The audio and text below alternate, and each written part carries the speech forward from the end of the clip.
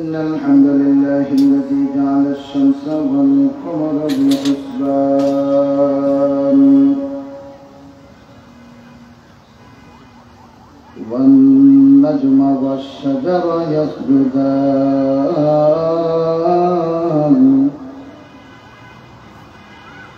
وفضل سمانا على سمان كما فضل مكانا على مكان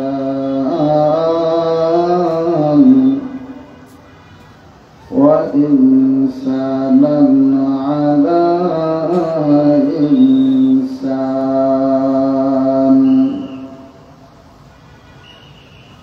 ونشهد أن لا إله إلا الله وحده لا شريك له لا ضد له ولا ند له ولا مثل له ولا مثال له فلم تجد له وليا مرشدا الذي أرسل إلى الناس كافة بشيرا ونذيرا وداعيا إلى الله بإذنه وسراجا منيرا فقد قال الله تعالى في كلامه المجيد والفرقانه الحميد أعوذ بالله من الشيطان الرجيم بسم الله الرحمن الرحيم وإذ قال لقمان لابنه وهو يعظه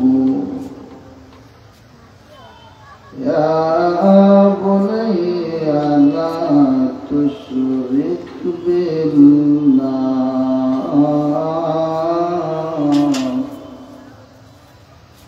صدق الله العظيم وقال رسول الله صلى الله عليه وسلم لما قدم معاذ من الشام سجد للنبي صلى الله عليه وسلم وقال تعالى في شان حبيبه إن الله وملائكته يصلون على النبي يا أيها الذين آمنوا صلوا عليه وسلموا تسليما اللهم صل على سيدنا مولانا محمد وعلى آل سيدنا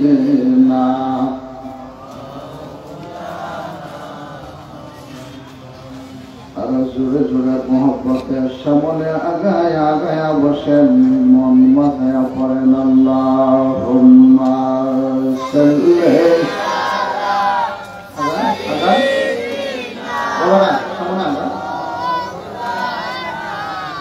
মুহাম্মাদ ওয়া আলা আলি সাইয়্যিদিনা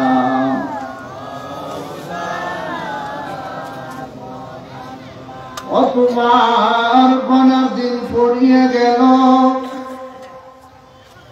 একবার তুমি ভাবলে না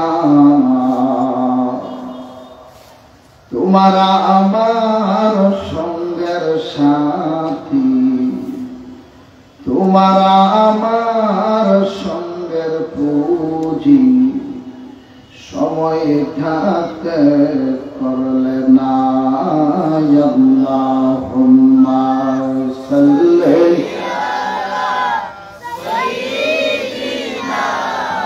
মাওলানা মুহাম্মদ ওয়া আলা আলি সাইয়্যিদিনা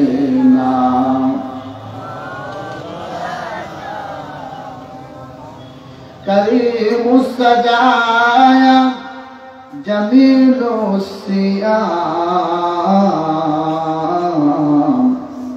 নবিউল বারায়া শফিউল উম্মাম আল্লাহুম্মা সাল্লি সাইয়্যিদিনা মাওলানা মুহাম্মদ ওয়া আলা আলি সাইয়্যিদিনা মুহাম্মদ লা ইলাহা লা ইলাহা লা ইলাহা লা ইলাহা লা ইলাহা লা ইলাহা লা ইলাহা আল্লাহ আমরা তোমার দেওয়ানা আহলিয়ে দাও সোনার মাদিনা বলুন আমরা তোমার আহলিয়ে দাও সোনার মাদিনা অগফুরা আমরা বাসনা জুড়ে পোড়াও আহা দেখব সোনার মাদিনা লা ইলাহা লা ইলাহা লা ইলাহা লা ইলাহা ইল্লাল্লাহ লা ইলাহা জোরে লা ইলাহা ইল্লাল্লাহ লা ইলাহা লা ইলাহা ইল্লাল্লাহ লা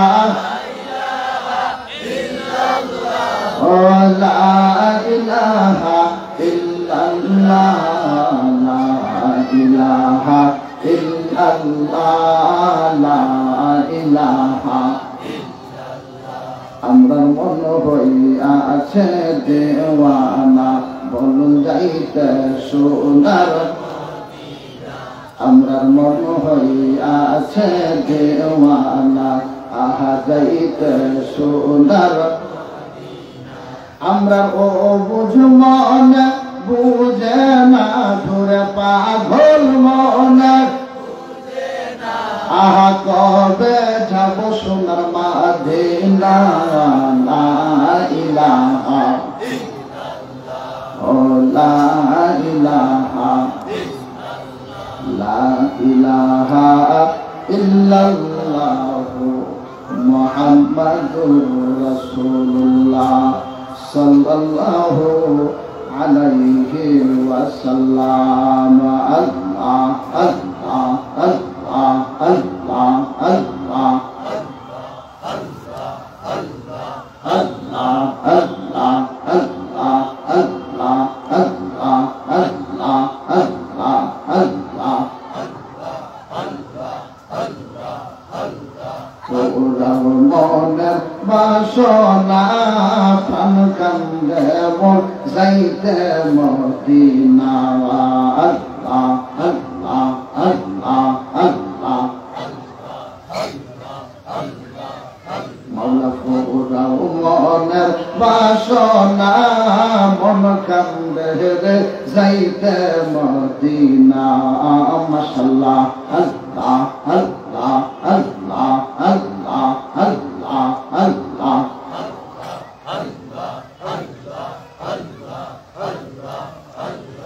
ওই মদিনা সোনালি রোজা চুমু খেলে শান্ত হইলে প্রেমের কলিজা আল্লাহ আল্লাহ ঘুমের ঘর দিয়া গো দেখা ঘুমের ঘর দিয়া দেখা প্রাণ করজ শান্ত না মন কান্দে রে যাইতে মদিনা মাশাআল্লাহ আল্লাহ আল্লাহ আল্লাহ আল্লাহ আল্লাহ আল্লাহ পুরাও মনের বাসনা মাওলা পুরাও মনের বাসনা প্রাণ কান্দে রে যাইতে মদিনা মাশাআল্লাহ আল্লাহ আল্লাহ লা ইলাহা ইল্লাল্লাহু মুহাম্মাদুর রাসূলুল্লাহ সাল্লাল্লাহু আলাইহি ওয়াসাল্লাম। ঐতিহ্যবাহী গোবিন্দগঞ্জ বাজার ক্ষুদ্র মৎস্য ব্যবসায়ীদের উদ্যোগে প্রতি বছরের নেই 2024 সালের ঐতিহাসিক দ্বিতীয়তম তাফসীরুল কুরআন মাহফিলের সুনামধন্য সভাপতি, বিশিষ্ট মুরব্বী, বিশিষ্ট আলেম দ্বীন, প্রবীণ আলেম দ্বীন হযরত মাওলানা জালালউদ্দিন সাহেব ও উস্তাদুল আসাতিজা, ঐতিহ্যবাহী ফতেপুর কামিল মাদ্রাসার সুনামধন্য শিক্ষা সচিব, আরবি প্রভাষক হযরতুল আল্লাম নুরউদ্দিন সাহেব মাদ্রাসাতুল আলিয়া ফি হায়াতিহি, সবাই বলি আমিন। উপস্থিত মুআসসাস উলামায়ে কেরাম, পিতৃতুল্য মুরব্বিয়ান আযম, প্রাণপ্রিয় নওজোয়ান যুবক ভাইরা, পর্দায় শ্রবণকৃত আমার শ্রদ্ধেয় পর্দানিশীন মা ও বোনেরা, প্রথমেই আমরা শুকরগুজার করছি ওই মালিকের দরবারে যিনি একটু আগেও সমস্ত ভূমণ্ডল আলোকিত করে রেখেছিলেন সূর্য দ্বারা, এবং মাগরিবের পরপরই সূর্যটা অস্ত করে নিয়ে অন্ধকার বানিয়ে দিচ্ছেন। সুরে বলি আল্লাহু আকবার। যিনি রাতকে দিন বানান, দিনকে রাত বানান, ওই মালিকের শুকর গুজার করছি। উচ্চ আওয়াজে পড়ি আলহামদুলিল্লাহ। রাত কোন সময় দেখবেন আমরা বলি রাত 12 ঘন্টা, দিন 12 ঘন্টা, মোট 24 ঘন্টা, কিন্তু কোন সময় দেখবেন রাত লম্বা দিন বাকি, আবার কোন সময় দিন লম্বা রাত বাকি। এটা করেন কে? না আর কেউ কি ক্ষমতা আছে? ওই আল্লাহর দরবারে আবার শুকর আদায় করছি আলহামদুলিল্লাহ। সময় সংক্ষিপ্ত, আমরা জানাজায় গিয়েছিলাম, জানাজা পড়ে আসলাম, তাই সময়টা অল্প রয়ে গেল। এই অল্প সময়ের ভিতরে কিছু স্বল্প কথা বলার চেষ্টা করব। আপনারা কি এই কথাগুলো নিতে রাজি আছেন? যেন সূক্ষ্মভাবে সহিভাবে কয়েকটি কথা বলার উভয় পক্ষে আমল করার তৌফিক দান করেন। উচ্চ আওয়াজে বলে দিচ্ছি আমিন। আরো জোরে বলি আমিন। আমি ফুরকানুল কারীম থেকে একখানা সূরার একখানা আয়াতের একাংশ তিলাওয়াত করেছি। মারহাবা বলি। কোরআনুল কারীমে মোট সূরা হলো 114 খান। মোট সূরা কত খান? কত শত কত খান? মারহাবা পড়েন। এগুলো মুখস্থ করবেন, কারণ আমরা মুসলমানের ঘরের বাচ্চা, ঠিক কিনা? তো 114 খানা সূরার ভিতরে আমি যে সূরা থেকে তিলাওয়াত করেছি, ওই সূরাখানা 21 নম্বর পারায় উপস্থিত। কত নাম্বার পারায়? 21 নাম্বার। যেহেতু তাফসীরুল কুরআন মাহফিল, তো আলোচনাটা তাফসীরের নিরিখে তাফসীরই করতে হবে, ঠিক কিনা? অন্যথায় নামে আর কামে মিল থাকবে আপনার বলে দিয়ে ওয়াজ দিব, কারণ অর্ধেক আমি, আপনারা বাকি অর্ধেক, তাইলে দেখবেন ওয়াজ সুন্দর। মারহাবা জোরে বলেন। আর হবেই তো, কেন না? আমরা তো মুসলমান, আমরা শরীরে মুহাম্মদুর রাসূলুল্লাহ সাল্লাল্লাহু আলাইহি ওয়াসাল্লামের উত্তরসূরি হযরত আবু বকরের রক্ত আমাদের শরীরে, উমরের রক্ত আমাদের শরীরে, খাত্তারের রক্ত আমাদের শরীরে, আবু হুরায়রার রক্ত আমাদের শরীরে, জলিলুল কদর সাহাবীদের রক্ত আমরা জীবন দিতে পারি, এরপরেও কোরআনের বর্ণনা, রাসূলের বর্ণনা বরদাস্ত করতে পারি না। ঠিক কাজে বলুন, ঠিক কিনা? না কোনো অসুবিধা না, মিথ্যা? মারহাবা মারেন, আরো জোরে মারেন। তো বলছিলাম কত নাম্বার পাড়ায়? মাশাআল্লাহ, আপনারা যে স্মরণ রাখছেন এই হিসেবে আমার পক্ষ থেকে মোবারকবাদ জানাচ্ছি। 21 নম্বর পাড়ায় এই সূরা থেকে তেলাওয়াত করেছি। সূরার নাম একজন ব্যক্তির নামে। সুবহানাল্লাহ নাই? আর ওই ব্যক্তি যিনি মালিকের অতি প্রিয় ব্যক্তি, ওনার নাম হলো লুকমান। জোরে বলুন তো, নামটা কি? লুকমান। আর সূরার নামও লুকমান। মারহাবা নাই? সূরার নাম কি? ওই ব্যক্তির নাম কি? সূরাতুল লুকমান। কত নম্বর পাড়ায়? 21 নম্বর পাড়ায়। সূরার ক্রমিক নাম্বার হলো 31। সূরার ক্রমিক নাম্বার কত? 31। আর যে আয়াতে কালিমা তিলাওয়াত করেছি 13 নম্বর আয়াত। কত নাম্বার? কত? 13। 21 নম্বর পাড়ায় 31 নম্বর সূরা। সূরার নাম সূরাতুল লুকমান। আয়াত হলো মোট 34 খান। আয়াত মোট কত খান? আর রুকু হলো 4 খান। রুকু কত খান? 4 খান। এই সূরাটা নাজিল হচ্ছে মক্কা শরীফ, তাই সূরাটা মাক্কিয়া। জোরে বলুন, সূরাটা নাজিল হচ্ছে কোথায়? মক্কা শরীফ, তাই সূরাটা কি? মাক্কিয়া। জোরে বলি মারহাবা। তাইলে 21 নম্বর পারায় 31 নম্বর সূরার 13 নম্বর আয়াত, 12 নম্বর 13 নম্বর আয়াত, এবং এই সূরার মধ্যে মোট আয়াত হলো 34 খান আর রুকু হলো 4 খান। সূরাটা মাক্কিয়া। জোরে বলি মারহাবা। বুঝতে পারছি তো? এখন যদি কেউ বলে খানদানি হুজুর যে তাফসীর করতে তোমরা কি শুনলেই তো, বলতে পারবেন তো সূরাতুল লুকমানের কত নম্বর আয়াতের তাফসীর? 13 নম্বর। কত নম্বর? আল্লাহ কবুল করুক, আমিন বলেন। রে বন্ধু, মহান আল্লাহ ওই সূরাটা একজন ব্যক্তির নামে নাযিল করলেন। কেন রে বাবা? কোরআনুল কারীমে 114 খানা সূরা। কোন সূরা নাযিল করলেন মৌমাছি দিয়া, কোন সূরা নাযিল করলেন পিপিলিকা দিয়া, কোন সূরা নাযিল করলেন মাকড়সা দিয়া, কোন সূরা নাযিল করলেন কাফির কুফার দিয়া, কোন সূরা নাযিল করলেন মুনাফিক দিয়া, আর কোন সূরা নাযিল করলেন রে বাবা হাতি দিয়া, কোন সূরা নাযিল করলেন ভাইরা আমার বন্ধুরা আবাবিল পাখি দিয়া, কোন সূরার নাম দিচ্ছেন হুদ আলাইহিস সালাম, হুদ সূরা, কোন সূরার নাম দিচ্ছেন সূরাতুল ইউনূস, ইউনূস নবীর শানে কোন সূরা নাযিল করছেন নাম দিয়েছেন সূরাতুল ইউসুফ, ইউসুফ আলাইহিস সালামের শানে। আবার কোন সূরা নাযিল করলেন সূরাতুল আম্বিয়া, বনি ইসরাইলের যুদ্ধের কথা বলে, বনি ইসরাইলের কথা বলিয়া। কিন্তু রে বন্ধু, বুঝার দরকার, শুনো সূরাতুল লুকমান যে আমার আল্লাহ নাযিল করলেন, উনি তো কোন নবীও না, পয়গম্বরও না, কিন্তু রে বাবা কেন আমার আল্লাহ ওনার নাম দিয়ে সূরা নাযিল করলেন? আল্লাহ বুঝাইতে চাচ্ছেন, রে জগতের মানুষ, তোমরা জেনে রাখো, শুনে রাখো, লুকমান সে তার ছেলেকে নিয়া, বাবা আর ছেলে মিলিয়া কিছু কথা বলেছিল।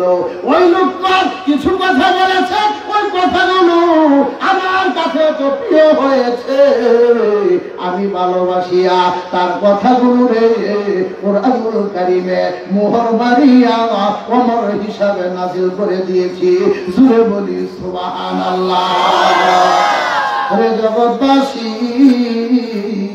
যদি জগতের কোনো বাবা হোক সে মুসলমান, হোক সে হিন্দু, হোক সে সনাতন ধর্মের অধিকারী, হোক সে রে বাবা বৌদ্ধ খ্রিস্টান ইহুদি নাসারা যদি কোনো বাবা তার সন্তানকে এই উপদেশগুলো শোনায় আর সন্তানগুলো যদি এই উপদেশগুলো মেনে নিয়ে জীবন পরিচালনা করতে পারে, আমার আল্লাহ যেমন ভাবে হযরতে লুকমানকে এত প্রিয় বানিয়েছেন, মালিক ডাক দিয়ে বলে, শোনো আমার লুকমানের কথাগুলো রে, আমি আল্লাহর কাছে এমন একটা ভালো লেগেছে, আমার রহমতের জরিয়ার মধ্যে জোশ উঠে গিয়েছে, তার সাথে আমি সূরা নাযিল করে দিয়েছি।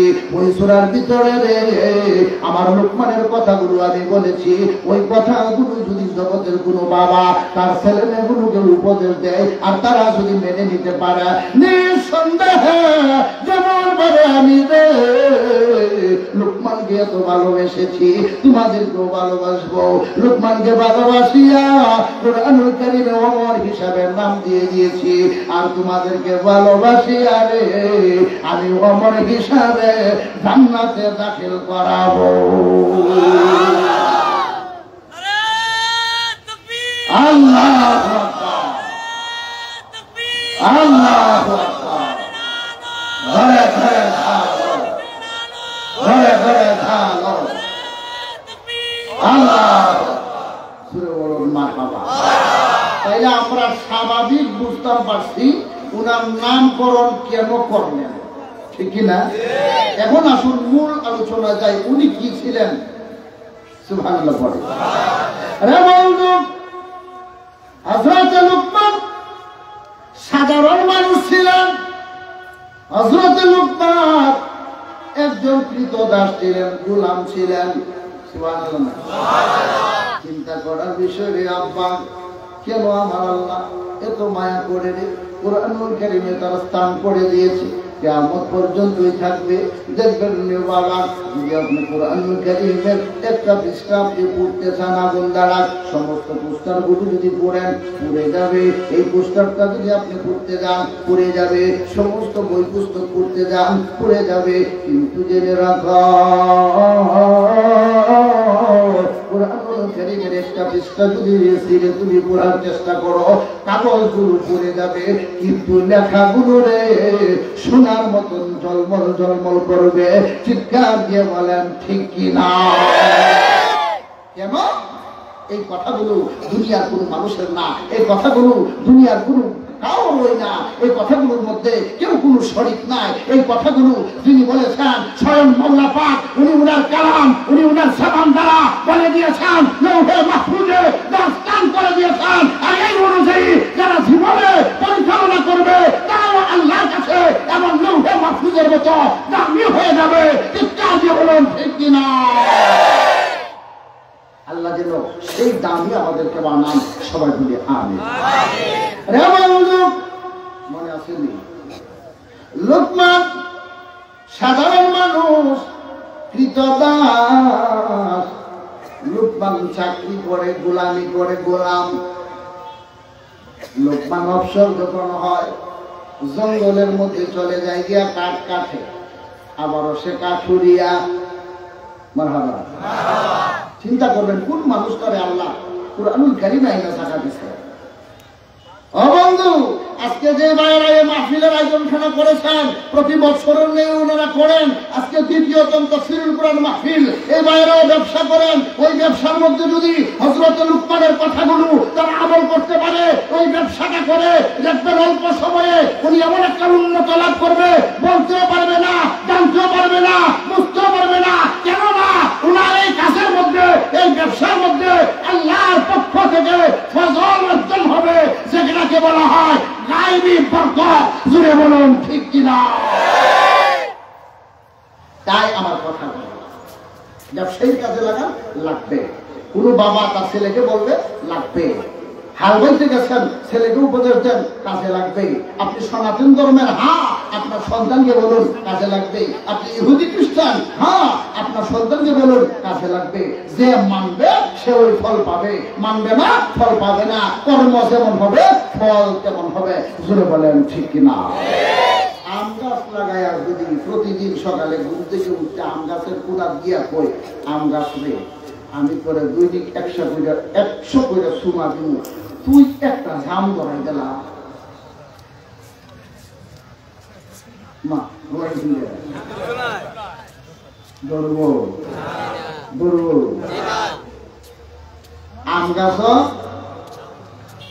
গাছ আমি হবে, জাম গাছে কাঁঠাল গাছে কাঁঠালই হবে। তবে হ্যাঁ, যদি আম গাছের মালিক এই ছোট্ট বীজটারে বড়াটারে যিনি গাছ বানান, গাছটারে যিনি বড় বানান, বড় বানাইয়া যিনি এটারে ফুল বানান, ফুল বানাইয়া যিনি ফুলের গুড়ায় আমটারে ফল ধরান, ওই মালিককে যদি খুশি করতে পারেন, আম গাছও শুধু জাম না, যদি বলেন যে আম গাছের মধ্যে আমি মূলা পাইতাম, দেখুন মূলাও পাইবান, আলুও পাইবান, কারণ মেন মালিক খুশি হয়ে গেল না। যদি বলেন ঠিক কিনা? তা আমরা তো দুনিয়ার কোনো মানুষকে খুশি করা নাই, আমরা খুশি করতে চাই কাকে? আমরা খুশি করতে চাই কাকে? আল্লাহকে। আল্লাহ যেন কবুল করেন, সবাই মিলে আমিন। মনে আসেনি? বলতেছিলাম হযরতে লুকমান কোন জামানার মানুষ আপনি জানেননি রে বাবা? হযরতে লুকমান আপনারা নাম শুনেছেন, একজন পয়গাম্বর। সর্বাঙ্গের মধ্যে ওনাকে কীরা জর্জরিত করে রেখেছিলেন। 18 সাল পর্যন্ত কীরা ওনাকে খেয়েছিলেন। জুড়ে বলি আল্লাহু আকবার। বুঝে থাকলে বলুন বাবা, ওনার নাম কি? আইয়ুব আলাইহিস সালাম যিনাকে কীরা জর্জরিত করেছিলেন, ওনার নাম হলো হযরতে আইয়ুব আলাইহিস সালাম। ওনার বিবি ছিলেন বিবি রহিমা। কিন্তু বাবা হযরতে লুকমান হলো রে ওই আইয়ুব আলাইহিস সালামের জামানার। কোন riwayতের মধ্যে পাওয়া যায় হযরতে লুকমান আইয়ুব আলাইহিস সালামের বাগনা, আবার কোন তাফসীরের মধ্যে পাওয়া যায় হযরতে লুকমান হযরতে আইয়ুব আলাইহিস সালামের খালাতো ভাই। সুবহানাল্লাহ নাই? উনার জামানা, তখনকার সময়ের কথা বলি। সুবহানাল্লাহ। হযরত লুকমান কৃতদাস ছিলেন, চাকরিজীবী ছিলেন, সাধারণ মানুষ ছিলেন, গোলাম ছিলেন।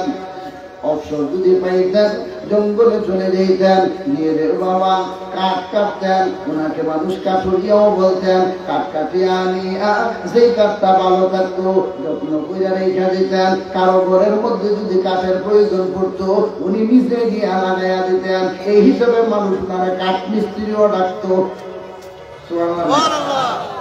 কাঠমিস্ত্রিও ডাকে, আবার ব্যবসায়ীও ডাকে। কি ব্যবসায়ী? কাঠ ব্যবসায়ী। আবার কাঠুরিয়াও ডাকে। কেন ডাকে রে বাবা? উনি যে কাঠ কাটে। আবার ওনাকে কৃতদাসও ডাকে, গোলামও ডাকে। কেন না রে? উনি একজন অধীনস্থের কাছে উনি কাজ করে, তার বাড়িতে সে থাকে। পয়সার বিনিময়ে, রুপিয়ার বিনিময়ে আমার আল্লাহ এমন গোলাম রে, এমন সাধারণ মানুষটারে, এমন কৃতদাস রে, এমন কাঠুরিয়া রে, এমন কাঠ মিস্ত্রি রে আমার আল্লাহ এমন একটা জায়গায় জায়গা দিলেন, যেই জায়গাটা কোন দুনিয়ার জায়গা না। ওই জায়গাটা হলো রে লৌহে মাহফুজের ভিতরে। জুড়ে বলেন ঠিক কিনা? খুব গভীরের আলোচনা, মনোযোগ না থাকলে কিন্তু বেড়াচড়া ফিরে নেবেন। তাই একটু গভীর মস্তিষ্ক আমি চাচ্ছি অল্প সময়। আমি যে আয়াতে কালিমা তিলাওয়াত করেছিলাম, লুকমান বলে وَإِذْ قَالَ لُقْمَانُ لِابْنِهِ وَهُوَ يَعِظُهُ সুবহানাল্লাহ। হযরত লুকমান ওহুয়া ইয়াইযু লিবনিহি, তার ছেলেকে ওহুয়া ইয়াইযু ওয়াজ করে, নসিহত করে, উপদেশ দেন। সুবহানাল্লাহ বলেন। অসংখ্য অগণিত উপদেশ দিয়েছেন। তোর মধ্যে ফার্স্ট যে উপদেশটা লুকমান ডাক দিয়ে বলে লা তুশরিক বিল্লাহ।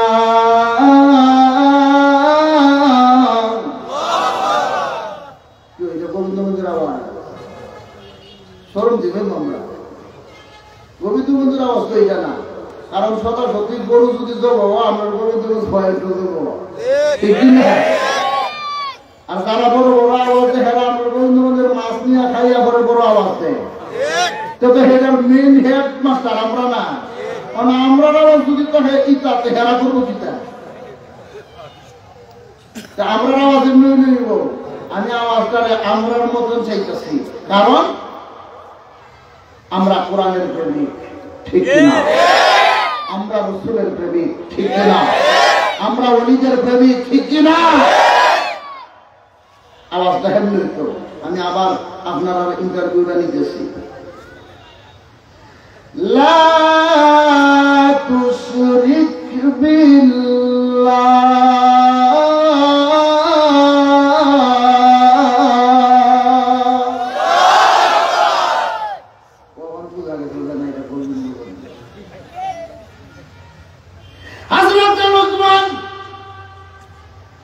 অসংখ্য গণিত নসিহতের মধ্যে রে উপদেশের মধ্যে সর্বপ্রথম উনি বাবা হিসেবে সন্তানকে যে উপদেশটা দিয়েছিলেন, লক্ষ্য করবেন বাবারা, আমরা যদি আমরা সন্তানকে এই উপদেশটা দেই, সনাতন ধর্মের ভাই যদি তার সন্তানকে এই উপদেশটা দেয়, এবং খ্রিস্টান বুদ্ধ ইহুদি নাসারা যারা রয়েছে তারাও যদি উপদেশটা দেয়, জেনে রাখো কেমন করে আল্লাহ তারে সম্মানী বানাবে নিজেও জানবে না। কারণ এই কথাগুলো হযরত লুকমান বলেছে, আমার আল্লাহ কোরআনুল কারীমে তার স্থান দিয়েছে। জোরে বলি মারহাবা। এক নম্বর উপদেশ, অসংখ্য অগণিত উপদেশের মধ্যে, লা তুশরিক বিল্লাহ, ইয়া বুনাইয়া লা তুশরিক বিল্লাহ। ইয়া বুনাইয়া, ও বৎস, ও আমার ছেলে, ও আমার পুত্র, ও বৎস, শুনো, এক নম্বর উপদেশ, লা তুশরিক বিল্লাহ, আল্লাহর সাথে তুমি কাউরে শরীক করো না। এতে যদি তোমার জীবনও চলে যায়, এরপরেও আল্লাহ লা শরীক, উনাকে লা শরীকে দেখো। জুড়ে বলুন মারহাবা। এক নম্বর কি আল্লাহর সাথে কাউরে আমরা শরীক করতাম না। অনেকে বলে যে যারা মাজারে যায় তারা আল্লাহর সাথে শরীক করে, অনেকে বলে যারা ওলির দরবারে যায় তারা আল্লাহর সাথে শরীক করে, অনেকেই বলে। তবে হ্যাঁ, ভুল তো মানুষেরই হয়, ঠিক কিনা? কেউ যদি তার পদ্ধতি না জানে তো হ্যাঁ শিরকি করবে, আর পদ্ধতি জানি না যদি সে মাজারে যায়, সে ওলির দরবারে যায়, তাহলে শিরকও করবে না, বেদাতও করবে না, এটা ইবাদত হয়ে যাবে। জোরে বলেন ঠিক কিনা? তাইলে পার্থক্যটা কিসব? পদ্ধতি। পার্থক্যটা কিসে? পদ্ধতি। একবারে কাপড় ইস্ত্রি দে, মোবাইল থইছে, কাপড় ইস্ত্রি দিতেছে, আজকে মোবাইলে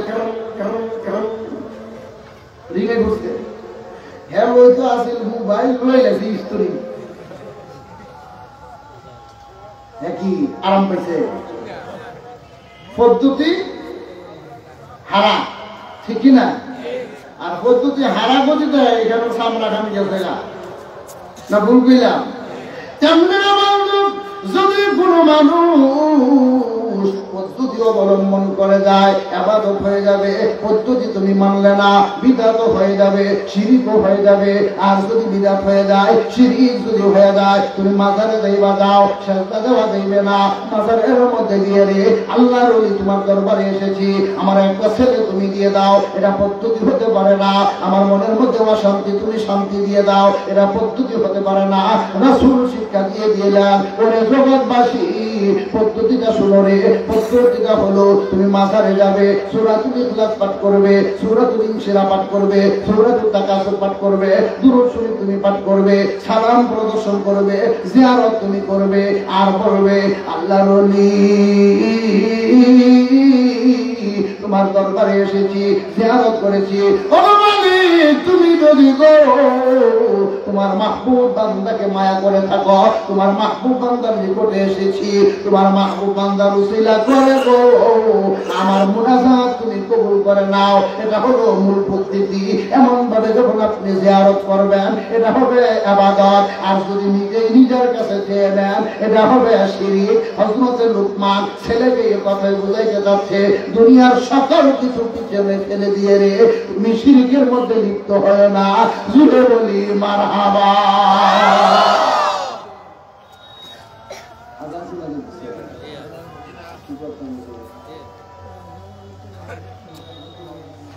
তো নামাজের সময় আচ্ছা যাক, যদি আমি সূরাতুল লুকমানের ওই শুধু একটা আয়াতের ওই তাফসীর করতে যাই অনেক লম্বা সময়ের দরকার। তবে এখানে উপদেশ শুধু একটা দিচ্ছেন না, অসংখ্য অগণিত।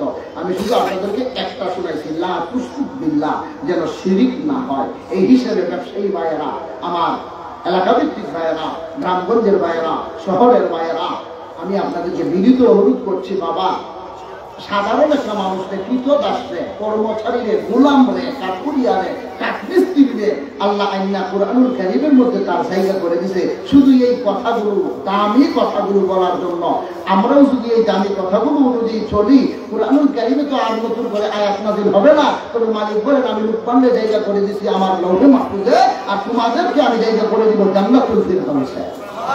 আমরা যেন জান্নাতুল ফিরদাউসের অধিবাসী হতে পারি সেই তৌফিক আমাদেরকে দান করুন। সবাই বলেন আমিন। আল্লাহুম্মা আমিন। আল্লাহুম্মা বারিক লানা ফি রজব ওয়া শাবান ওয়া বাল্লিগনা রমাদান। রব্বুল আলামিন তাফসীরুল কুরআন মাহফিলকে কবুল আর মঞ্জুর করে নাও। আল্লাহ প্রত্যেকের মনের নেক মুকাসসাদ পুরা করে দাও। ব্যবসায়ী ভাইয়েরা প্রতি বছরের এই তাফসীরুল কুরআন মাহফিল করান, আল্লাহ প্রত্যেককে তুমি কবুল আর মঞ্জুর করে নাও। প্রত্যেকের ব্যবসার মধ্যে তুমি খায়ের আর বরকত নাযিল করে দাও। আমাদের পক্ষ থেকে লক্ষ কোটি দুরূদ আর সালাম তোমার বন্ধুর কদম মুবারকে বখশিশ করে দাও। রে মালিক সমস্ত আউলিয়া কেরামের সুহবতে পৌঁছিয়ে দাও। আল্লাহ মরহুম আবু আলী মোহাম্মদ সিকান্দার মাদ্দাসিল্লাহুল আলী তোমার বান্দা বিদায় নিয়ে চলে গেছেন অন্ধকার কবরের বাসিন্দা। আল্লাহ তোমার বান্দার মাকামকে উঁচু মাকাম বানিয়ে দাও। মরহুম ফজলুর রহমান ও মরহুম জামিলুর রহমান আল্লাহ উভয়ের মাকামকে উঁচু মাকাম বানিয়ে দাও। রে মালিক কাজী বাড়ির সাহেব বিদায় নিয়ে চলে গেছেন, তোমার বান্দাকে তুমি উঁচু মাকাম বানিয়ে দাও। জানি না কোনদিন আমরা দুনিয়া থেকে বিদায় নেওয়ার সময় আসবে। রে মালিক জানি না কোনদিন ছেলে মেয়েগুলো এতিম হয়ে যাবে, যেদিন ওইটা কেসে যাবে জবানের পর লা ইলাহা